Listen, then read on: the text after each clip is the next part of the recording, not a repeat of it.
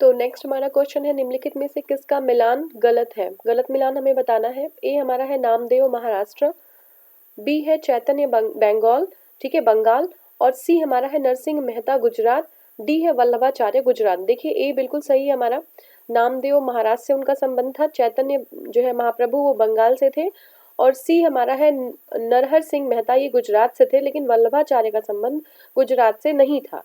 ठीक है, वल्लभाचार्य का संबंध जो है काशी से था, तो ये हमारा डी गलत हो जाता है। वल्लभाचार्य 1479 से 1531 1400 1479 से 1531 तक वैष्णव धर्म के महान संत थे। काशी में इनका जन्म हुआ था। आगे चलकर वृंदावन में इन्होंने कृष्ण भक्ति धारा से पुष्टि संप्रदाय की स्थापना की। तो बहुत ही इंपॉर्टेंट अगर एग्जाम में आ जाता है कि पुष्टि संप्रदाय की स्थापना किसने की, तो ये जो है वल्लभाचार्य ने की, और ये जो है कृष्ण भक्ति धारा से संबंधित थे। ठीक है, बाकी हमारा सारा सही है। नेक्स्ट हमारा देखिए वही क्वेश्चन है, पुष्टि मार्ग के दर्शन की स्थापना किसने की थी? तो पुष्टि मार्ग के दर्शन की स्थापना वल्लभाचार्य ने की थी। ये जो है आरआरबी का क्वेश्चन है। देखिए पुष्टि मार्ग के दर्शन की स्थापना वल्लभाचार्य ने की थी। इन्होंने दक्षिण के विजयनगर राज्यसभा में शंकराचार्य के अद्वैतवादी सिद्धांतों वेदांत तथा मायावाद का खंडन करके ईश्वरीय भक्ति पर विशेष बल दिया था। वहां इन्हें जगत गुरु महाप्रभु वैष्णवाचार्य की उपाधि से विभूषित किया गया था। तो ये हमारा जो है एक्सप्लेनेशन रहा। नेक्स्ट हम देखते हैं, देखिए नेक्स्ट हमारा क्वेश्चन है, अष्ट छाप की स्थापना किसके द्वारा की गई? बहुत ही इंपॉर्टेंट है, अष्ट छाप की स्थापना किसके द्वारा की गई?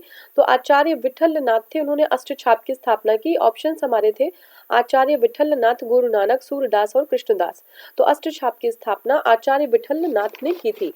देखिए अष्ट छाप की स्थापना आचार्य विठल नाथ ने किया था। अष्ट छाप में 8 कवियों का नाम सम्मिलित है। ये 8 कवि कौन कौन थे? कुंभन दास, सूरदास, कृष्णदास, परमानंद दास, गोविंद दास और छीतदास, नंददास, चतुर्भुज दास। तो ये जो है 8 कवि हैं अष्टछाप में, इनकी जो है स्थापना आचार्य विठल नाथ ने किया था। अब नेक्स्ट हमारा, निम्नलिखित में से कौन से वाक्य दक्षिण भारत की भक्ति आंदोलन के संदर्भ में सत्य है? तो ये हमें बताना है। इसका देखिए ऑप्शंस हमारे हैं, इसका नेतृत्व कई लोकप्रिय संतों द्वारा किया गया, सही हमें बताना है। देखिए इसमें एक दो लोग नहीं थे, कई सारे लोकप्रिय संत थे, बिल्कुल सही है ये। इसके समर्थक संस्कृत में बोलते और लिखते थे, ये बिल्कुल सही नहीं है। ये बहुत सरल भाषा में बोलते थे जो लोगों को समझ में आ जाए। ठीक है, तो ये हमारा हो गया, ये गलत हो गया। इससे जाति व्यवस्था का विरोध किया जाता, इनसे जाति व्यवस्था का विरोध किया जाता था। तो ये बिल्कुल सही है, ये भी सही है। और नेक्स्ट हमारा है, इसके प्रचार प्रसार में महिलाएं सक्रिय रूप से भाग नहीं लेती थी। तो देखते हैं हम, देखिए इसमें बी हमारा है 1 और 3। ठीक है, 1 और 3 सही है, महिलाएं सक्रिय रूप से भाग लेती थी। जाति जो व्यवस्था थी उसका विरोध किया गया इसके द्वारा, संस्कृत में नहीं बल्कि आम भाषा में बोला जाता था, और इसका नेतृत्व जो है कई लोकप्रिय संतों द्वारा किया गया। तो हमारा आंसर हो जाएगा 1 और 3। ठीक है, 1 और 3 सही है। देखिए भक्ति आंदोलन के प्रमुख संत कौन थे? रामानुज, माधवाचार्य, तुकाराम, ये सारे लोग थे। एक या कोई एक विशिष्ट लोगों ने, एक विशिष्ट कोई व्यक्ति ने या कुछ एक लोगों ने इसमें भाग नहीं लिया था, बल्कि बहुत सारे जो महान संत थे उनका योगदान था इसमें। जैसे रामानुज, माधवाचार्य, तुकाराम, ये सारे लोगों ने अपना नेतृत्व प्रदान किया था। यह एक समतावादी आंदोलन था, ठीक है, जिसमें जाति या धर्म पर आधारित भेदभाव का पूर्णतया विरोध किया गया था। भक्ति संतों ने जन साधारण की सामान्य भाषा जो क्षेत्रीय भाषा थी उसमें उपदेश दिया, जिसके कारण हिंदी, मराठी, बंगाली, गुजराती भाषाओं का विकास भी हुआ। तो ये भाषाओं के विकास के लिए भी आवश्यक है, बहुत ही इंपॉर्टेंट रहा है। ठीक है, अब नेक्स्ट हमारा है, निम्नलिखित का मिलान करना है, कबीर, रविदास, ठीक है, नामदेव और सेना। ठीक है, अब इसमें हमारा उसके आगे ऑप्शंस जो हमारे हैं, बुनकर, हज्जाम, दर्जी और मोची। तो हमें जो है इसमें क्या करना है, मैच कराना है। ठीक है, तो ये इजी आपको पता होगा। कबीर क्या थे? वो बुनकर थे, बुनाई का काम करते थे। जो रविदास थे वो मोची थे, नामदेव दर्जी थे, और सेना जो हज्जाम नाई थे। सेना हज्जाम मतलब क्या होता है? नाई। तो जो सेना थे वो हज्जाम थे या नाई थे, कबीर बुनकर थे, रविदास जो है मोची थे, नामदेव दर्जी थे और सेना हज्जाम थे। नेक्स्ट ऑप्शन हमारा है, क्वेश्चन है, तुलसीदास निम्नलिखित में से किसके राजत्व काल में रहते थे? औरंगजेब, बाबर। तो क्या है, तुलसीदास किसके राजत्व काल में रहते थे? औरंगजेब, बाबर, अकबर, इनमें से कोई नहीं। आंसर हमारा होगा अकबर। ठीक है, तुलसीदास जो है अकबर के राज्य में वो जो है अकबर के समकालीन हम कह सकते हैं जो है तुलसीदास थे। ठीक है, तुलसीदास किस पवित्र ग्रंथ के लेखक थे? तो आपको बताना है, बहुत ही इजी है। तुलसीदास ने कौन से पवित्र ग्रंथ की रचना की, ये आपको बताना है। ठीक है, रामचरितमानस के रचयिता, अब देखिए इसमें क्वेश्चन में आंसर है, रामचरितमानस के रचयिता तुलसीदास किसके समकालीन थे? तो अभी हमने देखा कि ये अकबर के समकालीन थे। रामचरितमानस के जो रचयिता है तुलसीदास, वो अकबर के समकालीन थे। ठीक है, यद्यपि अकबर व्यक्तिगत रूप से तुलसीदास को नहीं जानता था, तथापि ये इस युग के फारसी और हिंदी के कवियों में सर्वश्रेष्ठ थे।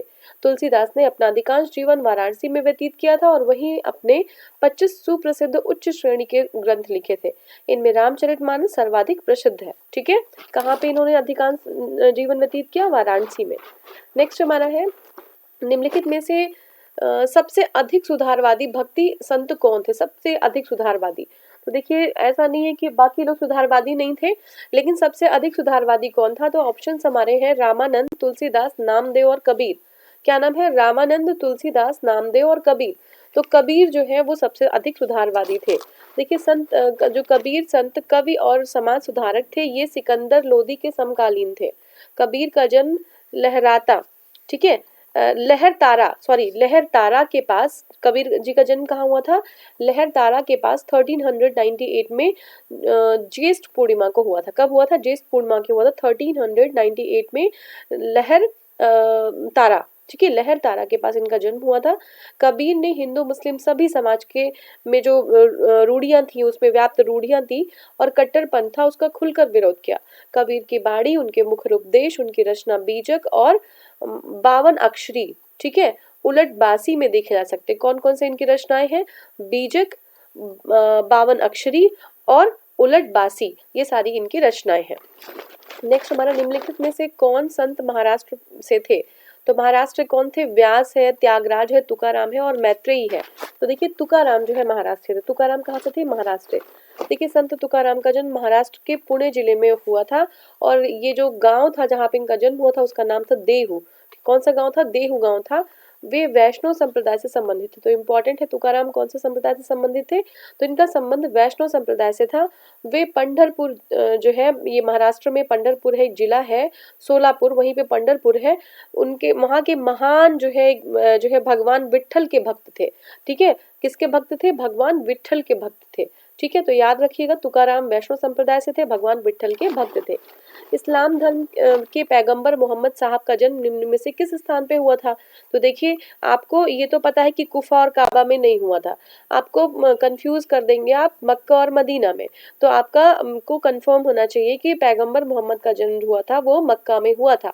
ठीक है, मक्का बोलते हैं या मेक्का भी बोलते हैं, तो इनका जन्म मक्का में हुआ था। ठीक है, पैगंबर मोहम्मद का जन्म मक्का में हुआ था, मदीना में नहीं हुआ था। ठीक है, इस्लाम के प्रवर्तक पैगंबर मोहम्मद पैदा हुए थे कहाँ पे?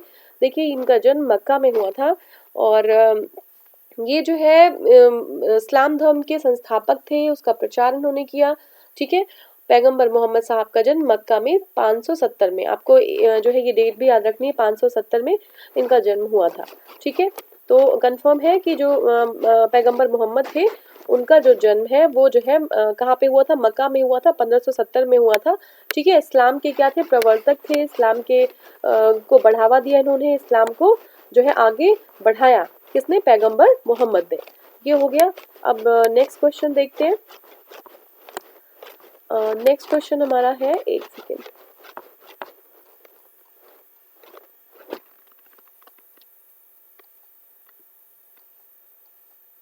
हाँ देखिए नेक्स्ट क्वेश्चन है, इस्लाम की स्थापना हुई। ठीक है, इस्लाम की स्थापना हुई, तो ऑप्शन हमारे 7वीं शताब्दी में, 5वीं शताब्दी ईस्वी में, 3री शताब्दी ईस्वी में और 5वीं शताब्दी ईस्वी पूर्व में। तो देखिए इस्लाम की स्थापना हुई थी 7वीं शताब्दी ईस्वी में। कब हुई थी? 7वीं शताब्दी ईस्वी में हुई थी। पैगंबर मोहम्मद का जन्म 570 में हुआ था। उन्होंने इस्लाम धर्म की स्थापना 7वीं शताब्दी यानी कि 622 में जो है इन्होंने कर दिया था, यानी कि 622 में, यानी कि 7वीं शताब्दी हमारी लग गई थी और तब जो है इस्लाम धर्म का इन्होंने स्थापना कर दिया था पैगंबर मोहम्मद ने। और ये जो है जिब्राइल द्वारा अल्लाह का पैगाम मिलने के बाद किया। ठीक है, कब किया? जिब्राइल द्वारा अल्लाह का पैगाम मिलने के बाद किया। 632 में उनकी मृत्यु हो गई। ठीक है, कब हो गई? 632 में उनकी मृत्यु हो गई। नेक्स्ट क्वेश्चन है, मोहम्मद साहब के जन्म पर कौन सा पर्व मनाया जाता है?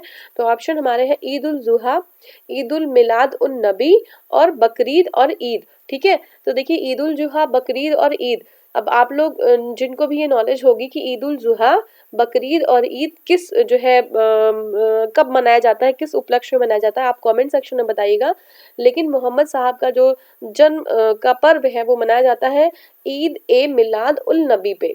कब? ईद ए मिलाद उल नबी पे मनाया जाता है। मोहम्मद साहब के जन्मदिन के रूप में मनाया जाता है ईद ए मिलाद उल नबी, और हिजरी संवत के तीसरे महीने में रबी उल अव्वल के 12वें दिन पड़ता है ये। तो ये भी पूछ सकते हैं कि कब पड़ता है, तो हिजरी संवत के तीसरे महीने में। कौन से? तीसरे महीने में रबी उल अव्वल के 12वें दिन में पड़ता है। ठीक है, तो ये हो गया। अब नेक्स्ट हमारा है हिजरी संवत कब आरंभ हुआ? ठीक है, हिजरी संवत कब आरंभ हुआ? तो ये हुआ 622 में, जब से जो है स्थापना की गई। ठीक है, 622 में। तो पैगंबर मोहम्मद के ने उपदेश दिया कि खुदा एक है। इस उपदेश से मक्का के लोग क्रोधित हुए थे। ठीक है, मक्का के लोग, मक्का में ही उनका जन्म हुआ था, मक्का के लोग बहुत क्रोधित हुए, इसलिए 622 में उन्होंने मदीना पलायन करने के लिए उन्हें बाध्य होना पड़ा, लोगों ने उन्हें मदीना भेज दिया। हिजरी संवत उस समय सॉरी एक सेकेंड,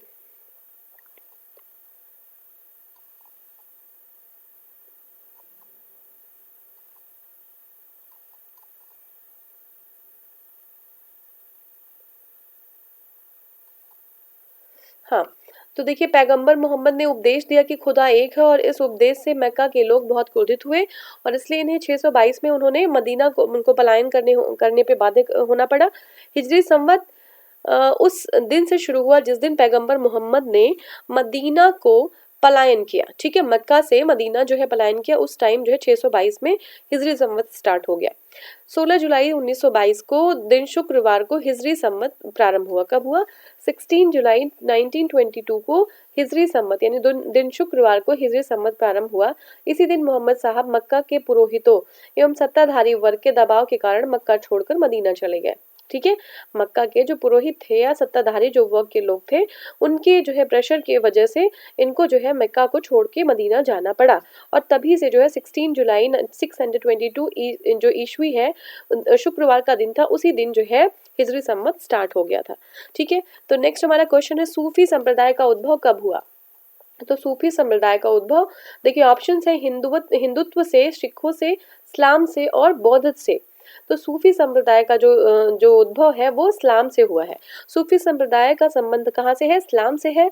बाद में सूफी अनेक संप्रदायों में बट गए, जैसे चिश्ती, शुरहावर्दी, ठीक है ना, ये सब जो है अलग अलग संप्रदायों में बट गए सूफी संप्रदाय। ठीक है, ओरिजिन जो है वो इस्लाम धर्म से है। ठीक है, नेक्स्ट हमारा है बहाई। बहाई संप्रदाय कहाँ जन्मा था? तो बहुत इंपॉर्टेंट है, ध्यान से समझिएगा। बहाई संप्रदाय कहाँ जन्मा था? भारत में, अफगानिस्तान में, ईरान में और इराक में। तो ये कहाँ जन्मा था? ये ईरान में जन्मा था। ठीक है, बहाई संप्रदाय जो है वो ईरान में जन्मा था। कहाँ पे? ईरान में जन्मा था बहाई संप्रदाय। ठीक है, ये हो गया हमारा। अब जो हमारा नेक्स्ट क्वेश्चन है, जस्ट अ सेकेंड, देखिए बहाई संप्रदाय का जन्म ईरान को माना जाता है, और प्रारंभ में संप्रदाय का क्षेत्र ईरान तक सीमित रहा। बाद में अनेक संतों ने भारत में इसका प्रचार कर लिया। ठीक है, तो बहाई संप्रदाय का जो जन्म है वो ईरान से हम मानते हैं। चिश्ती सिलसिले की शुरुआत किसने की? तो देखिए चिश्ती सिलसिले की शुरुआत, देखिए ऑप्शन हमारे निजामुद्दीन औलिया, अबुल चिश्ती, मोइनुद्दीन चिश्ती, फरीदुद्दीन मसूद। तो देखिए अब्दुल चिश्ती है, अब्दुल चिश्ती ने चिश्ती सिलसिले की शुरुआत की। ठीक है, हमें जो है लगेगा क्या? मोइनुद्दीन चिश्ती, लेकिन ऐसा नहीं है, अब्दुल चिश्ती ने जो है स्टार्ट किया था चिश्ती सिलसिला। ठीक है, देखते हैं। चिश्ती सिलसिले की स्थापना ख्वाजा अबू अब्दाल या अब्दुल चिश्ती ने की थी। किसने की थी? ख्वाजा अबू अब्दाल। कभी कभी ऐसा होता है कि हमें जो है जो करेक्ट होता है वो हम पढ़ तो लेते हैं, बट जो बहुत फेमस होते हैं ना वो हमारे माइंड में रह जाता है, और हम जानते हुए भी एग्जाम में हमसे टिक वही हो जाता है जो बहुत बहुत फेमस होता है, जो हम एक बार माइंड में अपने जो है रखते हैं, और एग्जाम में 5-6 क्वेश्चन इस तरीके से आराम से गलत हो जाते हैं, और बाद में लगता है कि ये गलती हो गई, बहुत सिली मिस्टेक्स होती हैं। इसलिए एक बार, दो बार, तीन बार, चार बार आप रिवीजन कई बार जितनी बार करेंगे उतनी बार ये चीज़ें क्लियर होती जाएंगी आपको। तो चिश्ती सिलसिले की स्थापना ख्वाजा अबू अब्दाल, ठीक है, क्या है, ख्वाजा अबू अब्दाल या अब्दुल चिश्ती ने की थी, जबकि भारत में इस सिलसिले की स्थापना मोइनुद्दीन चिश्ती ने किया था। तो अब मोइनुद्दीन चिश्ती आपके माइंड में क्यों आ रहा है, क्योंकि आपने बहुत बार पढ़ रखा होगा कि भारत में चिश्ती जो संप्रदाय है, सिलसिला है, उसकी स्थापना किसने की थी। तो भारत में तो मोइनुद्दीन चिश्ती ने की थी, लेकिन अगर सिर्फ क्वेश्चन आएगा चिश्ती सिलसिले की स्थापना की थी किसने, तो ये थी ख्वाजा अबू अब्दाल या फिर अब्दुल चिश्ती ने की थी, ठीक है। अब नेक्स्ट हमारा क्वेश्चन है, किस सूफी संत की दरगाह अजमेर में स्थित है, किसकी है। तो देखिए ये बहुत इजी आप लोग को पता है, ऑप्शन है गयासुद्दीन, बाबा फरीद, ख्वाजा मोइनुद्दीन चिश्ती और निजामुद्दीन औलिया। तो देखिए निजामुद्दीन औलिया की तो दिल्ली में है, और ख्वाजा मोइनुद्दीन चिश्ती जो है, जिन्होंने चिश्ती संप्रदाय की स्थापना भारत में की, उन्हीं की जो दरगाह है वो अजमेर में स्थित है, ठीक है।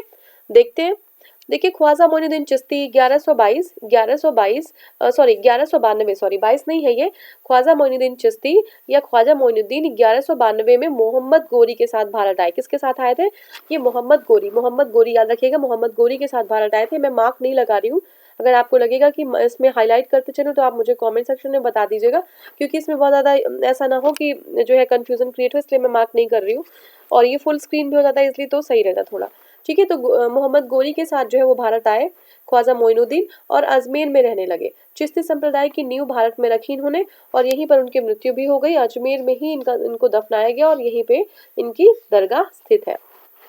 नेक्स्ट क्वेश्चन हमारा है, प्रसिद्ध संत जो है शेख सलीम चिश्ती कहाँ रहते थे। शेख सलीम चिश्ती कहाँ रहते थे, अजमेर, दिल्ली, लाहौर और सीकरी। तो देखिए शेख सलीम चिश्ती का जो वास स्थान था वो दिल्ली में था, ठीक है, दिल्ली में था, सॉरी सीकरी में था, फतेहपुर सीकरी में था, ठीक है। तो देखिए ये जो है शेख सलीम चिश्ती, इनका जो जहाँ पे रहते थे वो है सीकरी। तो उस सूफी संत का नाम बताइए जो मुगल शहंशाह अकबर से संबंधित है। तो ये है शेख सलीम चिश्ती, और इन्हीं के नाम पे अकबर ने अपने पुत्र का नाम, अपने बेटे का नाम सलीम का नाम रखा था, ठीक है। 16th जो है 16वीं सदी के प्रसिद्ध संत शेख सलीम चिश्ती फतेहपुर सीकरी में रहते थे। वह अकबर महान के समकालीन थे, और शाहजादा जहांगीर शेख के आशीर्वाद से ही पैदा हुआ था। तो इन्हीं के नाम पे इनका नाम रखा गया था।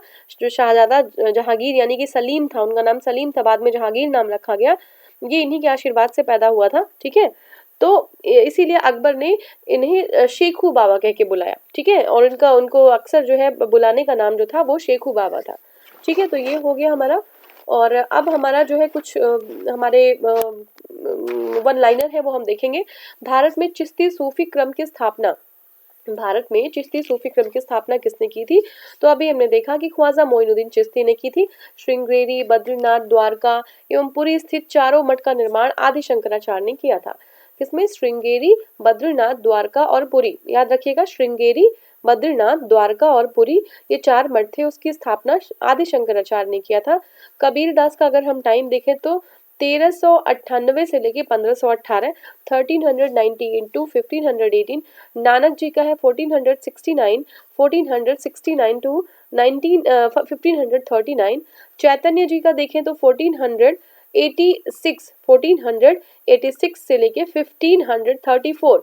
व तुलसीदास जी का देखें तो 1532 से लेके 1623, ठीक है ना। तो कबीरदास और तुलसीदास कंटेम्प्ररी नहीं थे, कबीरदास के बाद जो है तुलसीदास जी का जन्म होता। बाकी देखिए आप एक दूसरे के कंटेम्प्ररी हैं ये लोग, आप एक बार बहुत ध्यान से देखिएगा। तो सही कालक्रम अगर हम लगाएं तो कबीरदास, नानक, चैतन्य और तुलसीदास, कबीरदास, नानक, चैतन्य और तुलसीदास, ठीक है।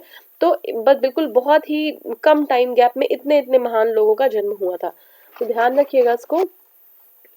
और अब हमारा नेक्स्ट क्वेश्चन जो हम पढ़ेंगे, या फिर जो हमारा वन लाइनर होगा, देखते हैं इसको। ये हो गया, हाँ देखिए, प्रसिद्ध संत जो है ज्ञानेश्वर महाराष्ट्र के प्रारंभिक भक्त संतों में से थे, ठीक है। जो प्रसिद्ध संत हैं उनका नाम है ज्ञानेश्वर, ठीक है, प्रसिद्ध संत उनका नाम है ज्ञानेश्वर। ये जो है ये महाराष्ट्र के प्रसिद्ध संतों में से थे, ठीक है। ज्ञानेश्वर जो है वो महाराष्ट्र के प्रसिद्ध संतों में से एक थे। व्यास, त्यागराज, तुकाराम, मैत्री में से तुकाराम महाराष्ट्र के संत थे। व्यास, त्यागराज, तुकाराम व मैत्रेयी में से तुकाराम महाराष्ट्र के संत थे। तो एग्जाम में आएगा कि महाराष्ट्र के से किस संत का ताल्लुक है, संबंध है, तो ऑप्शन देंगे व्यास, त्यागराज, तुकाराम और मैत्री। तो ये है तुकाराम, ठीक है। और ज्ञानेश्वर जो है महाराष्ट्र के प्रारंभिक भक्ति संतों में से थे। वाराकरी, ठीक है, या वारकरी, ठीक है, क्या है वारकरी, पंढरपुर के भगवान विठोबा भगवान के भक्त थे। तो वारकरी किसके भक्त थे? पंढरपुर के भगवान जो है विठोबा भगवान के भक्त थे। मध्यकालीन भारत में सूफी संतों का पूजा व उपदेश स्थल खानकाह कहलाता था, ठीक है।